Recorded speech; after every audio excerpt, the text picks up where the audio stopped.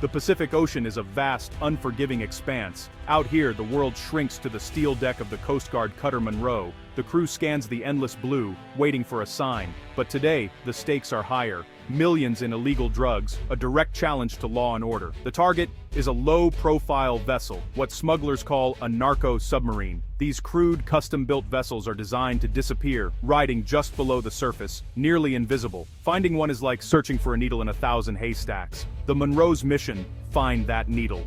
Intelligence pointed to a possible smuggling route near the Galapagos Islands, a vast remote search area. The odds are daunting, but the Coast Guard doesn't back down.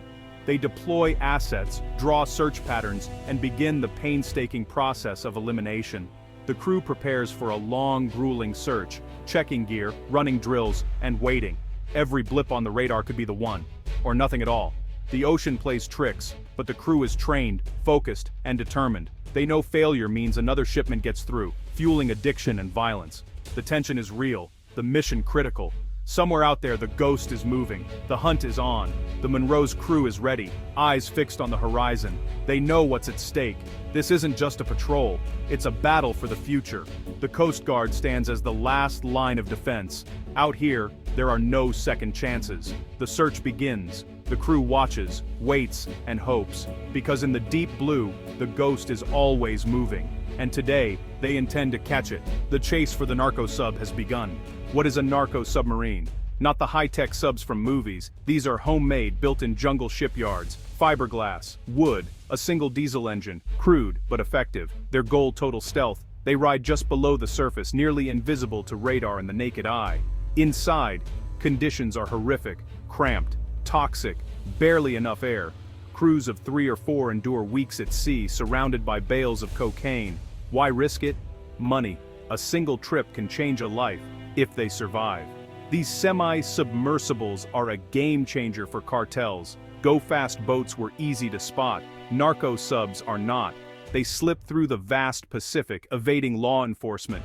Each successful run pumps millions into criminal organizations, fueling violence and corruption. Law enforcement had to adapt. New tactics, new tech, new strategies. The stakes are enormous. Every sub that gets through means more drugs, more destruction. The Coast Guard's hunt isn't just about drugs, it's about cutting off the financial lifeblood of global crime. Each capture is a blow to the cartels. The battle is high stakes, relentless, and often unseen. These vessels are the perfect tool for a lawless ocean. But the Coast Guard is learning, adapting, and fighting back. The war at sea is real, and the narco sub is its deadliest weapon. The hunt is a fight for communities, for borders, for the rule of law, and it's a fight the Coast Guard refuses to lose.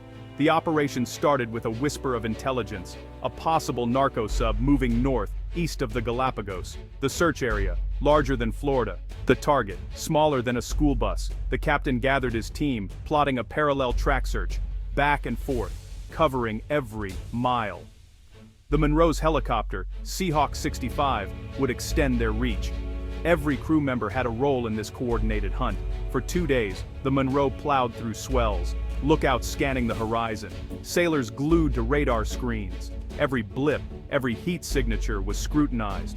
Was it a whale, a buoy, or the telltale exhaust of a narco sub? The process was exhausting, the pressure mounting. Weather, fuel, and time were constant threats. The sub was always moving. One miscalculation, and it would vanish. But giving up wasn't an option. The crew pressed on, driven by duty and hope. The breakthrough could come at any moment. On the third day, as the sun set, Seahawk 65 flew its final search pattern. The aircrew was exhausted, but a young radar operator spotted a faint, intermittent blip. Training kicked in. This was the signature they'd been hunting. "Possible contact," he called out, calm but certain. The helicopter banked toward the coordinates. On the Monroe, the crew snapped to action. The hunt was suddenly real. The helicopter closed in, switching to infrared, searching for the heat of a diesel exhaust.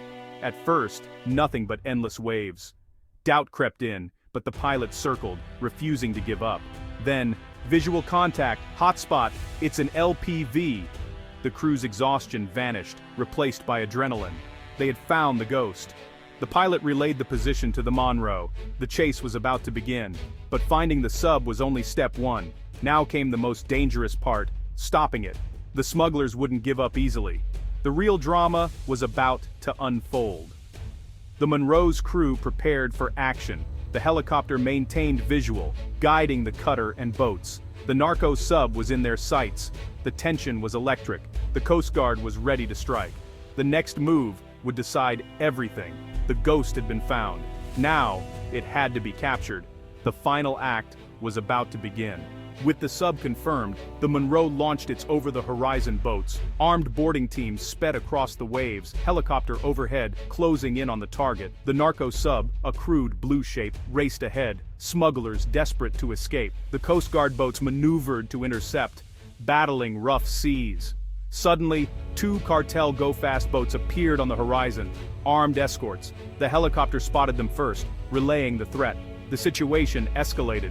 This was no longer a simple interception. The Coast Guard was outnumbered, facing a hostile force. The boarding teams split, one after the sub, one to intercept the escorts. The risk doubled, the danger real. The Coast Guard pressed on, determined to complete the mission. The Narco sub was within reach, but the threat had multiplied. The next moments would test their courage and skill.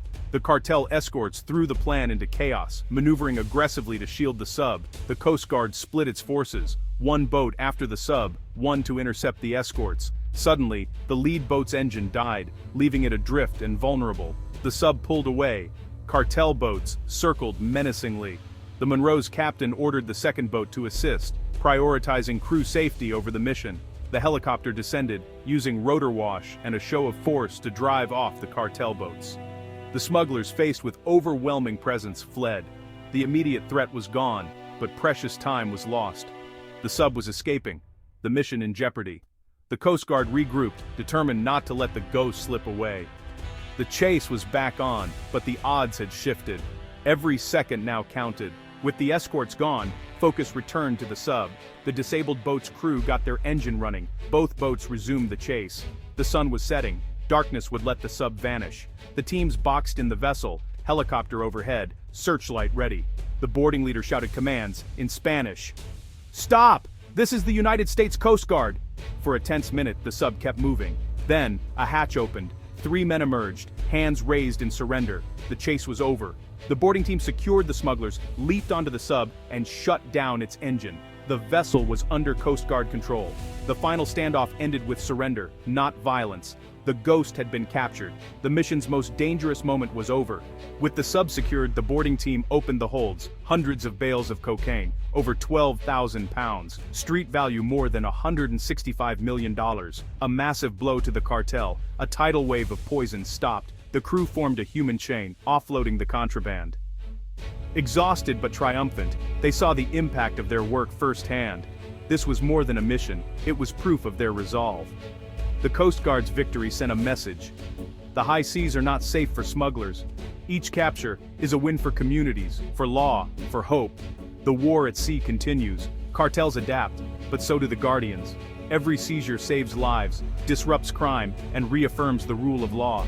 The hunt for the ghost in the Pacific is never truly over. The watch continues. The Coast Guard remains, as their motto says, Semper Paratus, always ready. Out here, far from shore, the Guardians stand vigilant. The ocean is vast, but so is their resolve. The next ghost is already on the move, and the Coast Guard will be waiting.